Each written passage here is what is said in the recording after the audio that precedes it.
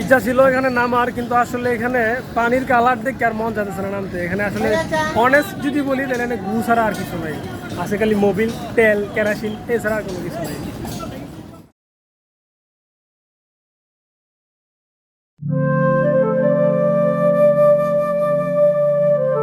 বাংলাদেশের মেঘালয় রাজ্যের তীর ঘেঁষে অবস্থিত টাঙ্গুয়ার হাওর, যেটি সুনামগঞ্জ জেলার একটি অপরূপ সৌন্দর্যের জায়গা। সুনামগঞ্জ জেলার অপরূপ প্রাকৃতিক সৌন্দর্যের নামই হলো টাঙ্গুয়ার হাওর। প্রায় 100 বর্গ কিলোমিটার জুড়ে বিস্তৃত এই হাওর বাংলাদেশের দ্বিতীয় বৃহত্তম মিঠাপানির জলাভূমি। স্থানীয়ভাবে একে নওয়াবের হাওর নামেও ডাকা হয়, কারণ একসময় স্থানীয় জমিদার ও নওয়াবদের শিকার ভূমি ছিল এটি। তারা শখের বসে মাছ শিকার করতেন। টাঙ্গুয়ার হাওরের বিস্তার সুনামগঞ্জ জেলার তাহিরপুর এবং ধর্মপাশা উপজেলায়। বর্ষাকালে এই হাওর রূপ নেয় এক বিশাল জলরাশিতে। দূর থেকে তাকালে মনে হবে যেন এক নীল সমুদ্র বিস্তৃত হয়েছে সবুজ পাহাড়ের পাদদেশ পর্যন্ত। হাওরের জলে ভেসে থাকে তখন শত শত নৌকা, আর হাওরের বুক ছেড়ে বয়ে যায় ছোট ছোট ঢেউ। এই হাওর শুধু একটি জলভূমি নয়, এটি এক অনন্য ইতিহাস, জীববৈচিত্র্য আর সংস্কৃতির গল্প। টাঙ্গুয়ার হাওরের ইতিহাস বহু প্রাচীন। কথিত আছে মুঘল শাসনামলে এটি একসময় জমিদার ও নবাবদের শিকার ভূমি হিসেবে ব্যবহৃত হতো।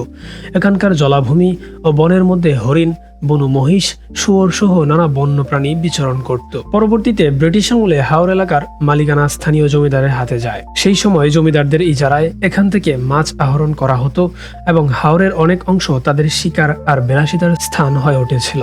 তাই এই হাওর নওয়াবের হাওর নামেও পরিচিত ছিল।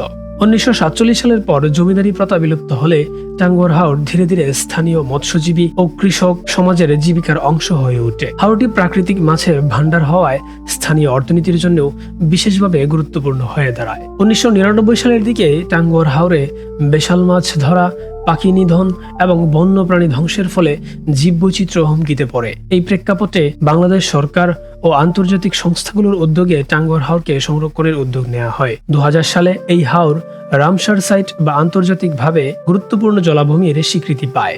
সেই থেকে টাঙ্গুয়ার হাওরকে জীববৈচিত্র্যের সংরক্ষণের এক বিশেষ অঞ্চল হিসেবে বিবেচনা করা হচ্ছে। প্রকৃতি ও ইতিহাসের মেলবন্ধনে ঘরা টাঙ্গুয়ার হাওরের বুক চিরে আছে শত শত বছরের পুরনো গ্রাম, চর আর কিশোরগঞ্জ ও সুনামগঞ্জ জেলার মানুষের মিথ। বর্ষাকালে হাওর যেন এক বিশাল সাগরের রূপ নেয়। হাওরের উপর ভাসমান নৌকাগুলোই তখন স্থানীয়দের চলাচলের একমাত্র ভরসা হয়ে ওঠে। শীতে যখন পানি নেমে যায় তখন হাওরের মাঝে দেখা যায় ছোট ছোট রাস্তা এবং সবুজ ফসলের মাঠ। প্রতি বৎসর বাংলাদেশের বিভিন্ন প্রান্ত থেকে এখানে মানুষ আসে সময় কাটানোর জন্য। কেউ একদিনের জন্য, আবার কেউ 2 থেকে 3-4 দিন পর্যন্ত এখানে রাত্রি যাপন করে।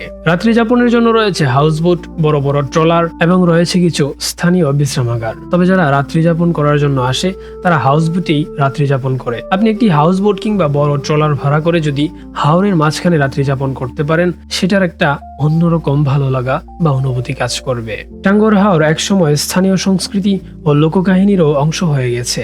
বলা হয়ে থাকে এই হাওরের জল, মাছ আর পাখির গল্প নিয়ে সুনামগঞ্জের বাউলারা গান রচনা করতেন। আজ টাঙ্গুয়ার হাওর পর্যটকদের কাছে এক স্বপ্নের স্থান।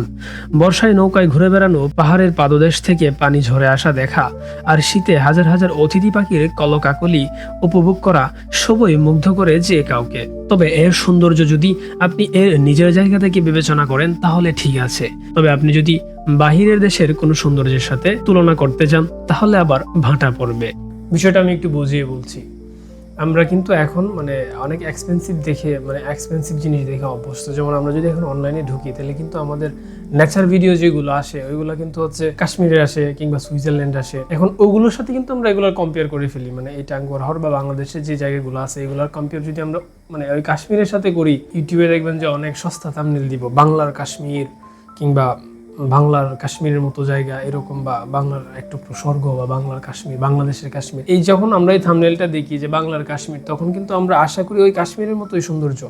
এখন কাশ্মীরের মতো সৌন্দর্য কি বাংলাদেশের বা ওইগুলোতে কি হবে? সুইজারল্যান্ডের মতো সৌন্দর্য কি বাংলাদেশে এগুলোতে হবে? অনেকেই সস্তা থাম্বনেল দেয় যে বাংলাদেশের এক টুকরো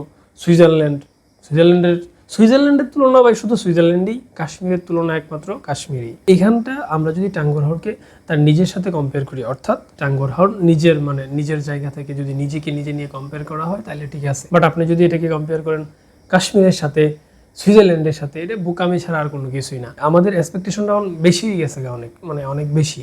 কারণ আমরা এখন ইন্টারনেটে ঢুকলেই ওই কাশ্মীরের ভিডিও দেখতেছি, বা লাদাখের ভিডিও আসতেছে, বা সুইজারল্যান্ডের ভিডিও আসতেছে, ওইগুলা দেখতে দেখতে আমাদের মাইন্ড সেট আপটাও কিন্তু ওইগুলাই হয়ে গেছে। তো আমরা যখন একটা থাম্বনেল দেখি এরকম যে বাংলাদেশের এক টুকরো কাশ্মীর বা কাশ্মীরের মতো সৌন্দর্য, তখন আমাদের যে একটা আশা বা আমরা চাই যে ওটার মতো হোক, মানে ওটার মতো হবে না। পরে দেখা গেছে আমরা যখন যাই ওটার মতো লাগে না, পরে কই যে ধুর কি হইলো। কিছু মানুষ এরকম আছে যারা এরকম ডিয়েট করে যে ফালতু জায়গায়। আমি বেশ কয়েকটা জায়গায় এরকম পাইছি যে মানুষ যা আশা করে তারপর গিয়ে পায় না, পরে তারা ব্যাড রিভিউ দেয়। এখন মূলত হচ্ছে তারা ওই যে এরকম ভিডিও দেখে বা বাহিরের কান্ট্রির যে ভিডিওগুলো দেখে, দেখার পরে একটু অন্যরকম আশা করে যে ওইগুলোর মতো হবে, পরে যাওয়ার পরে গিয়ে দেখে না, সম্পূর্ণ ভিন্ন দুটা। আর আরেকটা বিষয় হচ্ছে অনেকেই কিন্তু বলে যে থাম্বনেলের মধ্যে লাগাই দিয়ে যে মাত্র 3,000 টাকায় টাঙ্গুয়ার হাওর ভ্রমণ, মাত্র 2,000 টাকায় এক রাতের জন্য।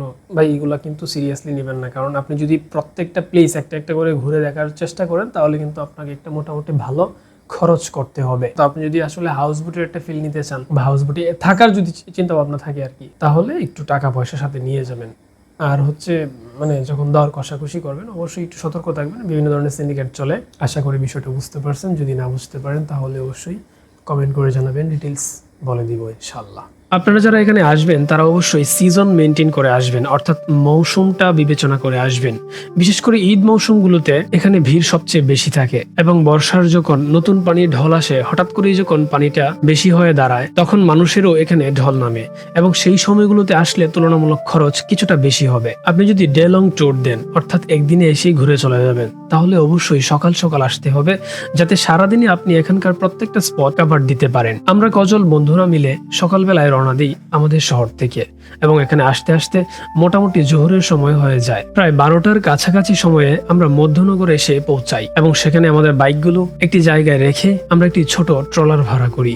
আর হ্যাঁ, এখানে বাইক রাখার সুব্যবস্থা রয়েছে, আপনারা যদি বাইক নিয়ে আসেন তাহলে রাখতে পারবেন। এবং ট্রলার ভাড়া করার সময় অবশ্যই সচেতন থাকবেন, কারণ এখানে বিভিন্ন ধরনের সিন্ডিকেট চলে। আমরা ঈদের বেশ পরে এসেছি, যার কারণে ভিড়ভাড়টা অনেকাংশেই কম, এবং আমাদের বাজেটও কম। যেহেতু ঈদ কিছুদিন আগে গিয়েছে তাই আমাদের বাজেটও কম, পকেট খালি, তাই আমরা কম খরচেই এই ট্যুর সম্পন্ন করার প্ল্যান করি, এবং কম বাজেটেই একটি ছোট ট্রলার ভাড়া করি। আমাদের ট্রলারে যে মাঝি মামা, তিনি ছিলেন অত্যন্ত মিশুক প্রকৃতির একজন লোক, এবং আমাদের জোহরের সময় থেকে সন্ধ্যা পর্যন্ত ট্রলারের ভাড়া পড়ে 1200 টাকা। আমরা সবাই মিলে হাওরের মাঝখানে বেশ লম্বা একটা সময় কাটাই, এবং এই টাঙ্গুয়ার হাওরকে উপভোগ করি।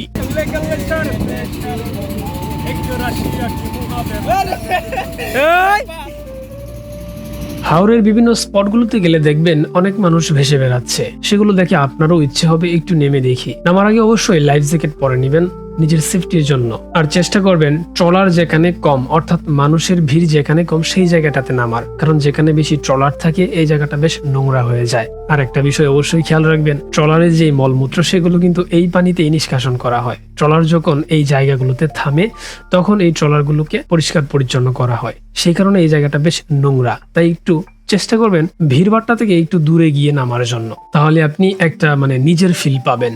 ইচ্ছা ছিল এখানে নামার, কিন্তু আসলে এখানে পানির কালার দেখে আর মন যাচ্ছে না নামতে। এখানে আসলে অনেস্ট যদি বলি তাহলে ঘু ছাড়া আর কিছু নাই, আছে খালি মোবিল, তেল, কেরাসিন, এছাড়া আর কোনো কিছু নাই। ওয়াচ টাওয়ার থেকেও বেশ সুন্দর একটা ভিউ দেখা যায়, তবে ওয়াচ টাওয়ারটা আরো বেশি উঁচু হলে আরো বেশি মজা হতো। এই ওয়াচ টাওয়ারের উচ্চতা খুবই কম, কত হবে সর্বোচ্চ 20 মিটার, এর বেশি হবেই না। তবে এই ওয়াচ টাওয়ারের উচ্চতা কমপক্ষে 200 মিটার কিংবা 300 মিটার দেওয়ার প্রয়োজন ছিল, তাহলে খুব সুন্দর একটা ভিউ দেখা যেত।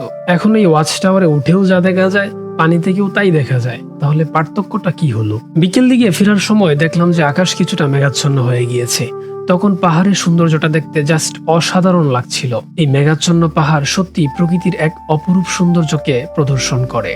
আমরা এই খুব সুন্দর টাঙ্গুয়ার হাওরকে বিদায় জানাই এবং আস্তে আস্তে চলে আসি নিজ গন্তব্যে। এখানকার ওরাল সেতুটা বেশ সুন্দর, তবে এই রাস্তা এখনো কমপ্লিট করা হয়নি। যখন এই রাস্তা সম্পূর্ণভাবে কাজ সম্পাদন করা হবে তখন এই রাস্তা ধরেই আপনারা বাইক কিংবা প্রাইভেট কার নিয়ে যেতে পারবেন সেই নীলাদ্রি লেক এবং টেকারঘাট পর্যন্ত। সে সময় পর্যন্ত আমাদের অপেক্ষা করতে হবে, দেখতে হবে এই রাস্তা কবে নাগাদ হয়। স্থানীয়দের ভাষ্যমতে গত প্রায় একটা লম্বা সময় পর্যন্ত এই রাস্তার কাজ বন্ধ রয়েছে, এবং যেটুকু দেখছেন এটুকু প্রায় 4 থেকে 6 বছরে কমপ্লিট করা হয়েছে। তবে টাঙ্গুয়ার হাওর আমাদের প্রাকৃতিক ঐতিহ্য, তাই এটি সংরক্ষণ করা আমাদের সকলেরই দায়িত্ব। প্রকৃতির এই অমূল্য ধন যেন যুগ যুগ বেঁচে থাকে আমাদের পরবর্তী প্রজন্মের জন্য। এবং আপনার কাছে অনুরোধ রইল পরবর্তী প্রজন্মকে কিংবা আপনার আশেপাশের বন্ধুদের দেখানোর জন্য আপনার টাইমলাইনে এটি শেয়ার করে রাখার। সবাই ভালো থাকবেন, সুস্থ থাকবেন, আর অবশ্যই পাশে থাকার জন্য ফলো বাটনে ক্লিক করবেন। ধন্যবাদ।